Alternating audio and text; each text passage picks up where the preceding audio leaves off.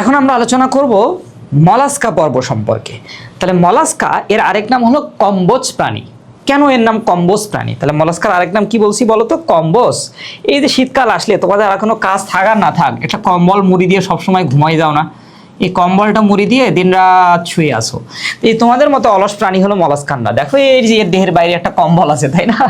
তার মানে মলাস্কা পর্বের প্রাণীদের দেহের বাইরে সবসময় একটা খোলস থাকে, এই খোলসে আবৃত থাকতে সবসময় সে পছন্দ করে।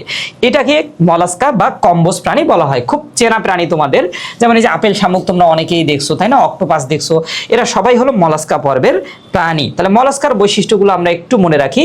মলাস্কার 4টা বৈশিষ্ট্য তো অলরেডি আমরা জানি। মলাস্কার প্রতিসাম্যতা কোন ধরনের একটু খেয়াল করো তো।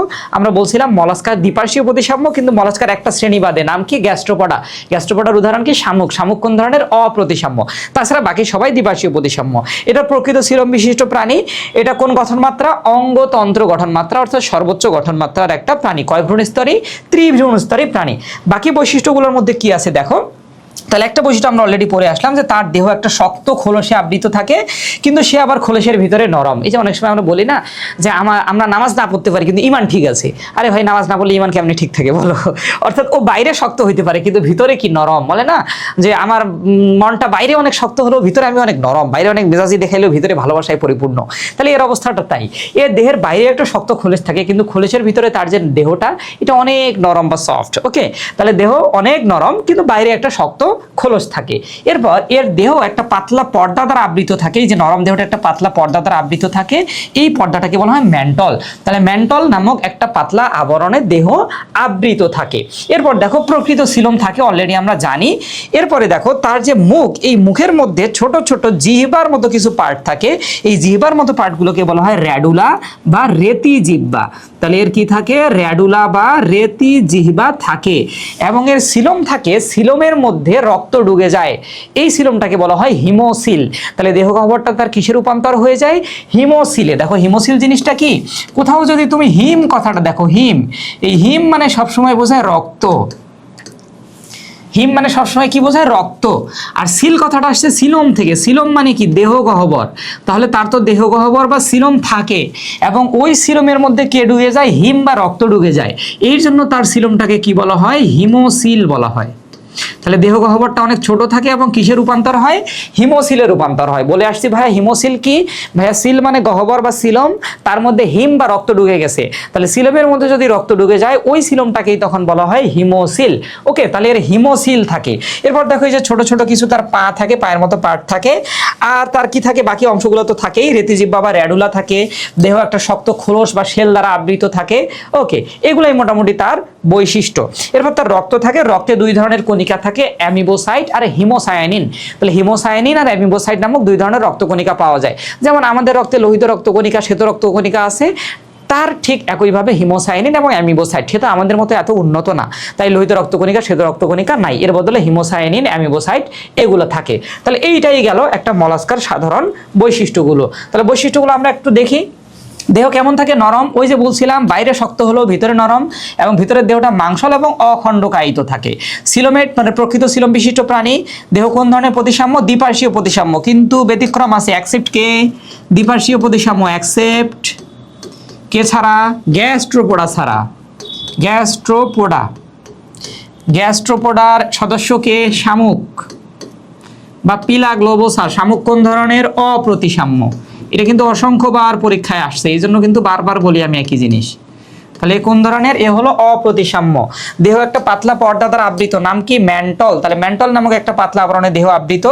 এই ম্যান্টল থেকে খরিত পদার্থে কি তৈরি হয়? তার যে শক্ত খোলক, বাইরের দিকে এই খোলকটা তৈরি হয়। সাধারণভাবে খোলকের মধ্যেই প্রাণী অবস্থান করে। দেহ গহ্বরটা খুব সংক্ষিপ্ত এবং হিমোসিলে পরিণত হয়। কি বলে আসলাম একটু আগে? হিম বা রক্ত যদি কার মধ্যে ঢুকে যায়? সিলোমের মধ্যে ঢুকে যায়। তাহলে হিম ঢুকে গেছে কার মধ্যে?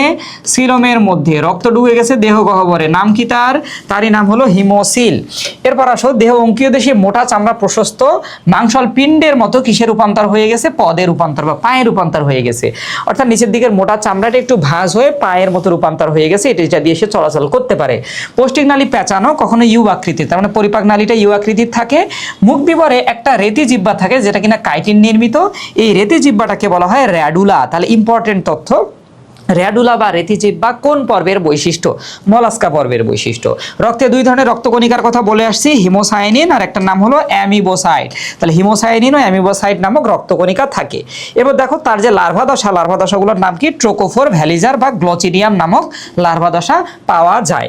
এখন দেখো তো এই যে ভাইয়া তোমরা বললো ভাইয়া এতগুলো বৈশিষ্ট্য মলাস্কার কিভাবে মনে রাখবো? তাহলে দেখো এই যে মলাস্কার সকল বৈশিষ্ট্য 1 মিনিটে মুখস্থ করার জন্য তোমাদের একটা বিশাল আমি টোটকা নিয়ে আসছি। এটা তুমি পড়লে 1 মিনিটেই মুখস্থ রাখতে পারবা। এখন মনে করো মলাস্কা পর্বের একটা প্রাণী শামুক, তার নাম হলো মনোহর। মনোহর তো অনেক স্লো চলে, তুমি দেখো না যে একটা শামুক কত স্লো চলে। সকালে এক জায়গায় ছেড়ে দিয়ে আসবা, বিকাল হইলে দেখবা সে মাত্র 3 হাত গেছে, এত স্লো চলে। সে যে এত স্লো চলে, তাহলে প্রাণী জগতের বাকি প্রাণীরা তাকে নিয়ে সবাই ইনসাল্ট করে, এই কিরে শামুক, কিরে মনোহর, তুই এত স্লো কেন? ওই যে টিভিতে একটা অ্যাড হইতো আগে, দেখছো কখনো?